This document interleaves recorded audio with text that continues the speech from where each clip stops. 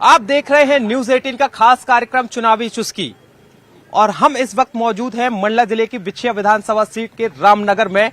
जो रामनगर एक राजनीति का बड़ा हब कहा जाता है, यहां से ही राजनीति की शुरुआत होती है। चाहे प्रधानमंत्री नरेंद्र मोदी हो या फिर कांग्रेस से प्रियंका गांधी, सभी यहां पर आते हैं और आदिवासी वर्ग को साधने की कोशिश करते हैं। यह जो इलाका है आदिवासियों का बड़ा गढ़ है और इसे आदिवासियों की तीर्थ स्थली भी कहा जाता है। तो यहां पर जो ये पीपल का पेड़ है, इसके नीचे पर बड़ी संख्या में लोग बैठे हैं और चुनावी माहौल है। तो यहां पर अब इन दिनों चुनाव की ही चर्चा चल रही है। हम जानेंगे, हमारे साथ कुछ वर्ग मौजूद है, हम इनसे जानेंगे कि अभी क्या माहौल बना हुआ है रामनगर क्षेत्र में। क्या माहौल देखते हैं आप? देखो, सरकार तो बहुत अच्छी है बीजेपी की, मैं मानता हूं लेकिन नीति और रीति ये दोनों गलत है। 4 साल सत्ता में रहे आप, कुछ नहीं किए। जैसे ही कमलनाथ जी ने 1500 रुपए घोषणा किया नारी सम्मान योजना के तहत, इनने तुरंत जून में लाडली बहना योजना की निकाल दिए। मतलब आपके सिर में जुए कब रहेंगे? जब चुनाव आने लगा तब। शिवराज जी की अभी क्या देख रहे, कैसा माहौल? के आप लोग सब लोग बैठे हुए एक पेड़ के नीचे, आप लोग चर्चा करते होंगे, तो क्या चर्चाएं चल रही है इस समय चुनाव? अब चर्चा तो ये है कि सत्ता परिवर्तन होना चाहिए। बहुत हो गई है 18 साल में।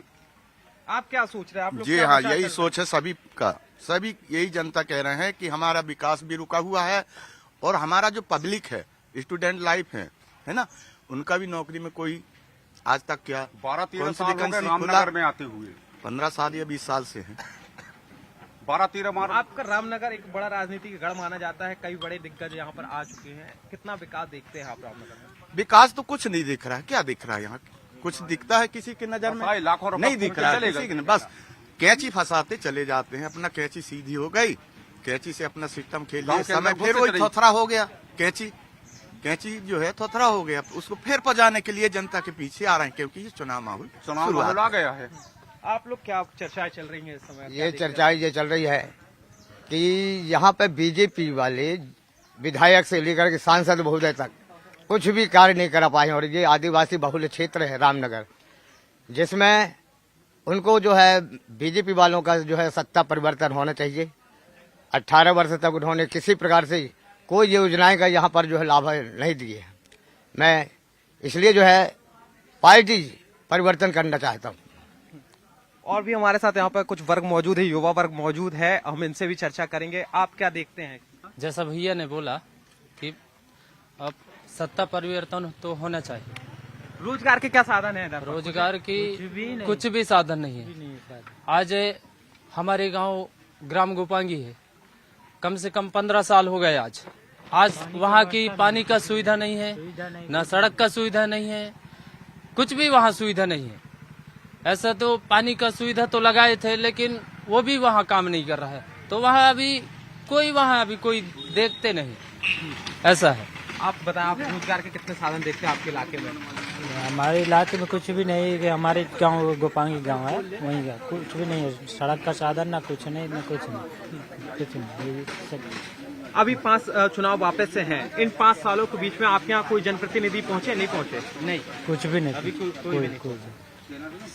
शिक्षा स्वास्थ्य के क्या हाल देखते हैं, अस्पताल और शिक्षा के आपके गांव में? हमारे गांव तो खेड़ा गांव है, तो वहाँ क्या होगा? कुछ भी नहीं है।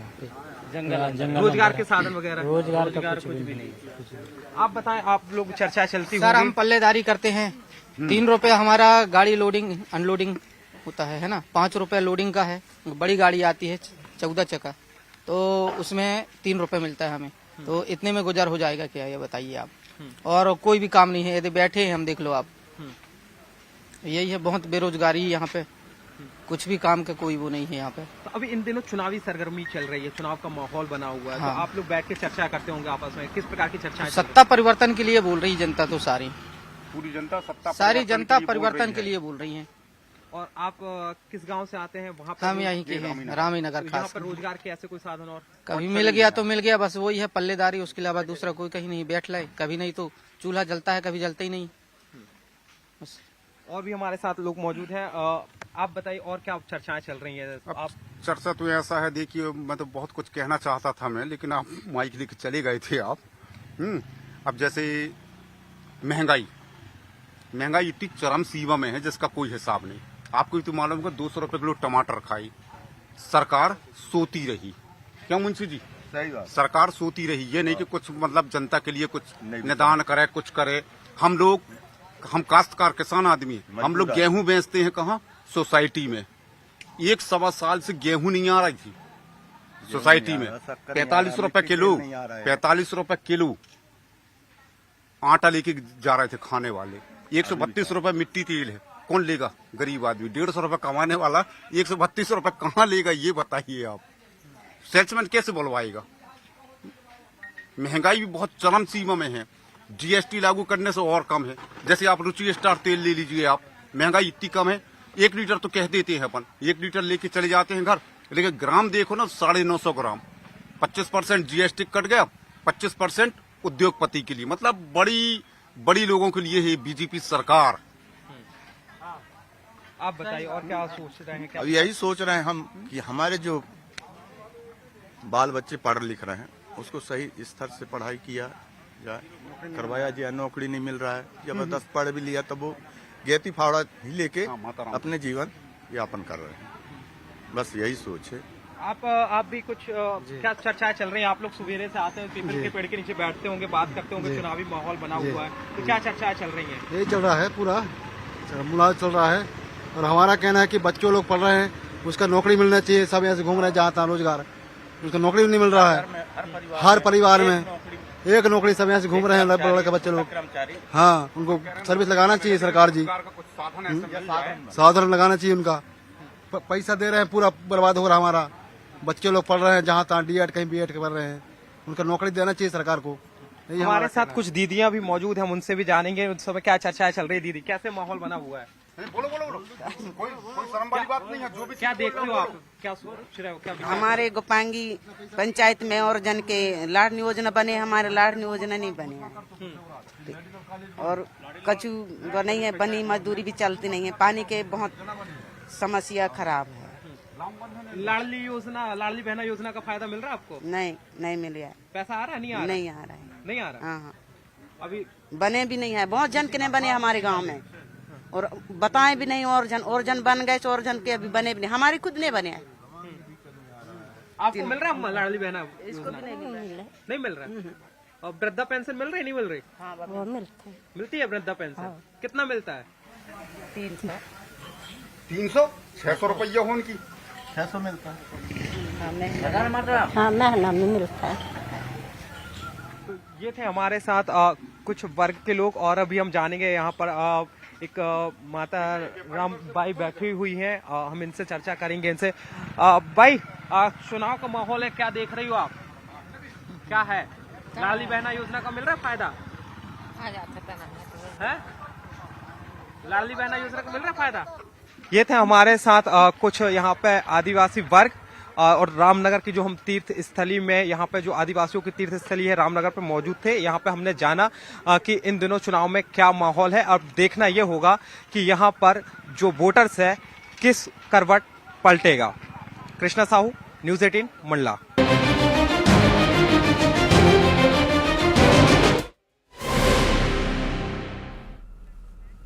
तो चुनावी चुस्की के बाद चुनावी खबरों पर आते हैं। टीकमगढ़ से बड़ी जानकारी। सीएम ने कांग्रेस पर जमकर प्रहार किया है। सीएम शिवराज ने कांग्रेस पर लगातार बयानबाजी करते हुए एक बड़ा प्रहार किया है। कांग्रेस पार्टी कमलनाथ पर निशाना साधते हुए उन्होंने कहा कि कमलनाथ ने गरीबों की योजना पर कहीं ना कहीं बंद की थी, प्रभाव डाला था। लाडली बहनों के लिए सीएम आवास योजना, एक परिवार एक रोजगार भी दिया जाएगा। ये तमाम वादे उस समय के लिए भी उन्होंने किए हैं जब उनकी सरकार इस विधानसभा चुनाव में जीतती है।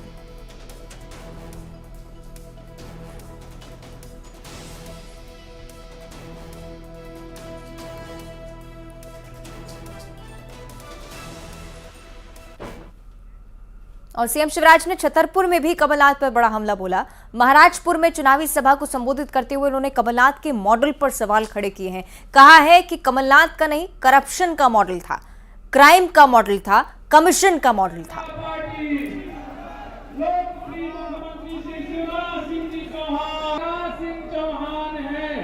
आदरणीय मुख्यमंत्री जी का आगमन हो चुका है। इस पर जनता पार्टी लोकप्रिय मुख्यमंत्री श्री शिवराज सिंह जी चौहान। अरे कमलनाथ भैया, तुम कमलनाथ मॉडल की बात करते हो, करप्शन का मॉडल था, क्राइम का मॉडल था, कमीशन का मॉडल था, तुमने तो मेरी सब योजना बंद कर दी। अरे मेरी बहनों, मैं पैसा देता था संबल योजना में बेटा बेटी के जन्म पे, लड्डू के वो पैसा कमलनाथ जी ने बंद कर। सागर की भी बात करेंगे, जहां ज्योतिरादित्य सिंधिया पहुंचे थे। एक बड़ा बयान उनकी तरफ से। जय और वीरू की जोड़ी को चोर बताया है। दिग्विजय सिंह और कमलनाथ पर सीधे निशाना साध रहे थे। जयसी नगर में ज्योतिरादित्य सिंधिया की तरफ से कहा गया कि जय और वीरू दोनों चोर हैं। गोविंद सिंह राजपूत के समर्थन में यहां पर जनसभा आयोजित की गई थी और उस दौरान ज्योतिरादित्य सिंधिया की तरफ से सब कहा गया। जय वीरू की जोड़ी को लेकर लगातार बयान देती आ रही है बीजेपी और एक बार फिर से इसी प्रकार का प्रहार ज्योतिरादित्य सिंधिया की तरफ से। उसी समय की तस्वीरें भी आप देखिए जब सभा स्थल पर वो पहुंचे। गोविंद सिंह राजपूत के पक्ष में प्रचार करने के लिए आज वो यहां पहुंचे थे।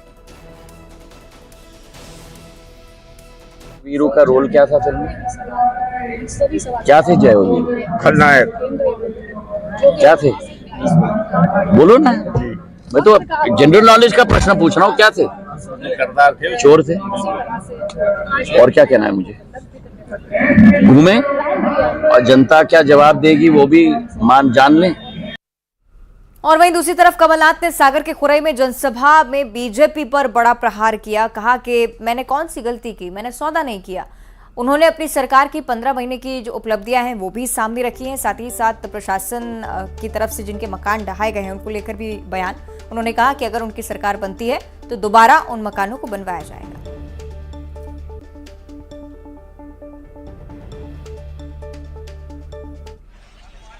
हमारी सरकार बनी थी, 15 महीने के लिए सरकार बनी थी, सौदा हो गया। 15 महीनों में से 2.5 महीने तो आचार संहिता और लोकसभा चुनाव में गया। मेरे पास 11.5 महीने थे। हमने अपनी नीति और नियत का परिचय पूरे प्रदेश को दिया। हमने कौन सी गलती करी? अगर 27 लाख किसानों का कर्जा माफ किया, कौन सी गलती करी मैंने? हमने सागर जिले में 80,500 किसानों का कर्जा माफ किया। क्या कर्जा माफ हुआ पहली किश्त में? और ग्वालियर के डबरा से बीजेपी उम्मीदवार इमरती देवी के खिलाफ चुनाव आयोग में शिकायत की गई है। उन पर नामांकन पत्र में जानकारी छिपाने के आरोप लग रहे हैं। इमरती देवी पर 7 आपराधिक मामले दर्ज हैं, लेकिन इसकी जानकारी उन्होंने अपने पत्र में नहीं दी है। शिकायतकर्ता की तरफ से कहा गया है और शिकायतकर्ता ने यह भी कहा है कि इमरती देवी का नामांकन निरस्त होना चाहिए। 2023 में मध्य प्रदेश विधानसभा चुनाव में 5वीं बार इनके द्वारा फॉर्म भरा गया है। 2000 इससे पहले जो 4 फॉर्म और भर चुकी हैं, 2008, 2013, 2018 और 2020 में, और 20 के बाद 2023 में जो इनके द्वारा अपना एफिडेविट दिया गया है उसमें इनके खिलाफ जो 7 मुकदमे दर्ज हैं वो 7 के 7 मामले इनके द्वारा जानबूझकर छुपा लिए गए हैं। एक शिकायत दर्ज कराई गई थी कि जिसमें भारतीय जनता पार्टी के उम्मीदवार के विरुद्ध कुछ जानकारी छुपाने की शिकायत दर्ज कराई गई थी। तो चूंकि संवीक्षा का कार्य परसों खत्म हो चुका है और संवीक्षा कार्य में नाम निर्देशन पत्र स्वीकृत होने के बाद किसी भी तरह के किसी भी आपत्ति पे विचारण नहीं किया जा सकता है, ऐसी उनको सूचना दे दी गई है। और अगली खबर मुरैना से है, जहां सुमावली से कांग्रेस उम्मीदवार अजब सिंह कुशवाहा को राहत मिली है। राजीनामा पेश होने के बाद जिला कोर्ट ने उन्हें जमानत दे दी। आपको बताएं कि चेक बाउंस होने को लेकर अजब सिंह कुशवाहा लगातार मुश्किलों में घिरते आ रहे थे। जिला अदालत ने उनके खिलाफ गिरफ्तारी वारंट जारी किया। अजब सिंह कुशवाहा पर उधारी के पैसे चुकाने को लेकर जो चेक दिया गया वो बाउंस हो गया था। मीडिया के सामने सफाई दी उन्होंने, कहा है कि मेरा चेक गुम हुआ था, मेरे रिश्तेदार के हाथ लग गया। कुछ राजनीतिक लोगों ने चेक बाउंस करके वारंट जारी करवाया था, इसके बारे में उनको जानकारी नहीं थी।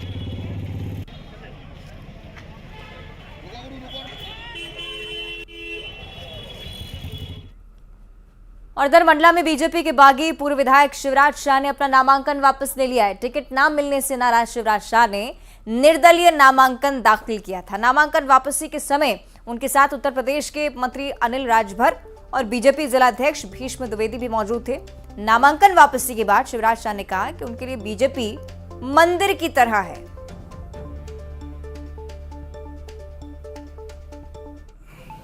मेरे नेचर से आप लोग वाकिफ हैं। मैं कभी अपने जीवन में ना तो कभी गद्दारी किया है, ना मैंने कभी किसी के साथ धोखा किया है, ना कभी आप लोग देखे आज तक मेरे ऊपर कोई ब्लेम नहीं लगा है।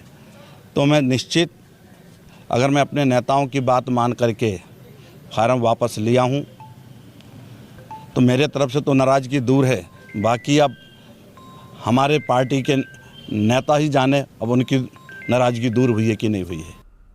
और इस बीच राजधानी भोपाल से एक बड़ी जानकारी। मध्य प्रदेश में ईडी की बड़ी कार्रवाई देखने को मिल रही है। मध्य प्रदेश के पीपल्स ग्रुप पर ईडी ने शिकंजा कसा है। मनी लॉन्ड्रिंग के तहत प्रॉपर्टी अटैच की जा चुकी है। 230 करोड़ रुपए की प्रॉपर्टी अटैच हुई है। कुर्क की गई संपत्तियों में जमीन, बिल्डिंग शामिल है, machinery, college, school, training centre शामिल है, पेपर मिल, प्रिंटिंग मशीन भी शामिल है। ईडी की तरफ से बड़ी कार्रवाई मध्य प्रदेश में, ये सिलसिला अब आप देख रहे हैं। पीपल्स ग्रुप के खिलाफ शिकंजा कसा ईडी की टीम ने। राजधानी भोपाल से बड़ी जानकारी। मनी लॉन्ड्रिंग के तहत प्रॉपर्टी अटैच की गई है। 230 करोड़ रुपए की प्रॉपर्टी अटैच होना अभी तक स्पष्ट हुआ है। कुर्क की गई संपत्ति में जमीन, बिल्डिंग शामिल है, मशीनरी, आपको ये बताएं कि कॉलेज, स्कूल, ट्रेनिंग सेंटर्स भी इसमें शामिल हैं। पेपर मिल और प्रिंटिंग मशीन को भी इस कार्रवाई के अंतर्गत रखा गया है। मनी लॉन्ड्रिंग का ये पूरा केस हो सकता है। सहयोगी वासु हमें ज्यादा जानकारी देंगे। वासु, क्या कुछ जानकारी अभी तक इस मामले पर?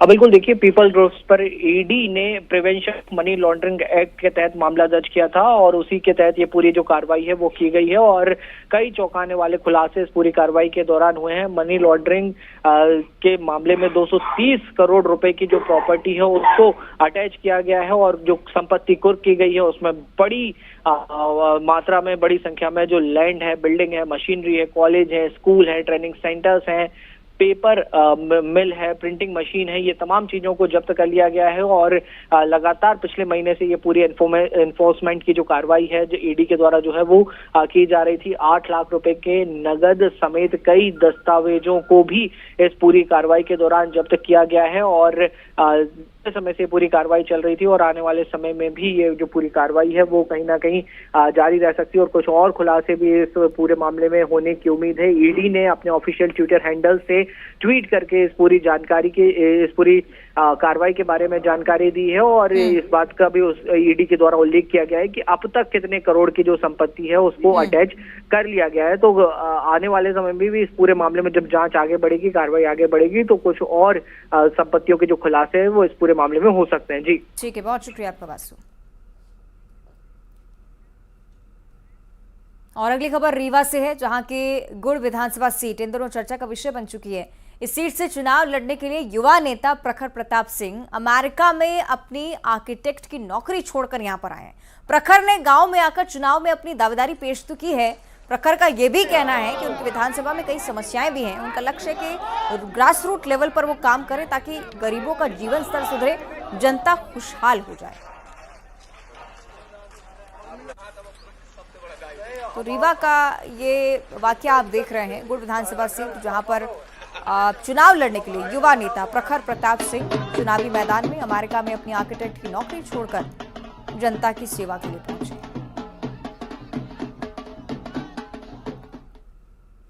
और इसी के साथ खबरों में इतना ही। बने रहिए न्यूज़ 18 के साथ।